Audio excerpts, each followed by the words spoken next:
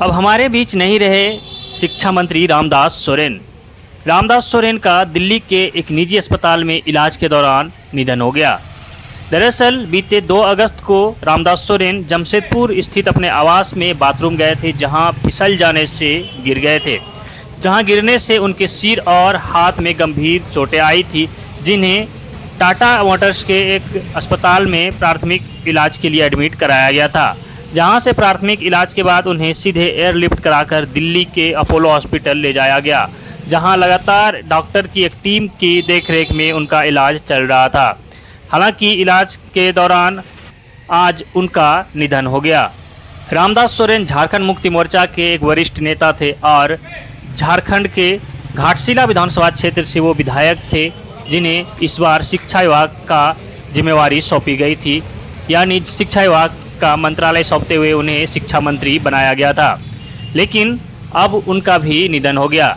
इससे पहले भी झारखंड मुक्ति मोर्चा के ही एक नेता जो कि शिक्षा मंत्री हुआ करते थे, जिनका इलाज के दौरान निधन हो गया है, और फिर से एक शिक्षा मंत्री का निधन हो गया, और ये भी झारखंड मुक्ति मोर्चा के ही नेता थे। फिलहाल अब रामदास सोरेन के अंतिम संस्कार की प्रक्रिया शुरू कर दी गई है। आज उनका शव दिल्ली से रांची लाया गया, जहां विधानसभा में शव को रखा गया, जहां विधायक सहित विधानसभा अध्यक्ष ने उन्हें श्रद्धासुमन अर्पित किया, जिनके बाद उनका शव सीधे जमशेदपुर स्थित गोराबंदा के आवास के लिए ले जाया गया। अब रामदास सोरेन की अंतिम संस्कार की तैयारी की जा रही है। अब जरा जान लीजिए कि कौन थे रामदास सोरेन।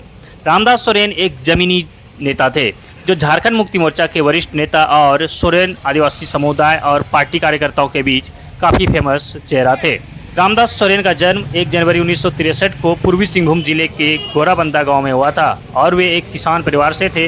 उन्होंने अपनी राजनीतिक यात्रा गोराबंदा पंचायत के ग्राम प्रधान के तौर पर शुरू की और हेमंत सोरेन के नेतृत्व वाले मंत्रिमंडल में सबसे प्रभावशाली मंत्रियों में से एक बन गए।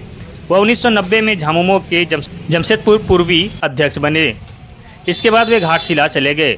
2005 के विधानसभा चुनाव में वे वहां से चुनाव लड़ने की तैयारी करने लगे, लेकिन यह सीट कांग्रेस के खाते में चली गई, जो झारखंड मुक्ति मोर्चा की गठबंधन सहयोगी थी। फिर उन्होंने निर्दलीय उम्मीदवार के रूप में चुनाव लड़ा, लेकिन हार गए।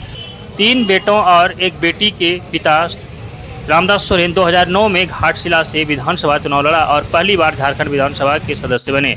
हालांकि वह 2014 में बीजेपी के लक्ष्मण टुडू से हार गए थे, लेकिन उन्होंने 2019 में जोरदार वापसी करते हुए सीट फिर से हासिल कर ली। रामदास सोरेन ने 2024 में पूर्व सीएम चंपई सोरेन के बेटे भारतीय जनता पार्टी के बाबूलाल सोरेन को हराकर तीसरी बार सीट जीती। चंपई सोरेन के मंत्री और विधायक पद से इस्तीफा देने के बाद उन्हें 30 अगस्त को राज्य मंत्रिमंडल में शामिल किया गया था, और इस प्रकार से रामदास सोरेन का राजनीतिक कैरियर का शुरुआत रहा और एक शिक्षा मंत्री रहते हुए आज उनका निधन हो गया। तो चलिए फिलहाल बने रहिए हमारे साथ, देखते रहिए द झार न्यूज़।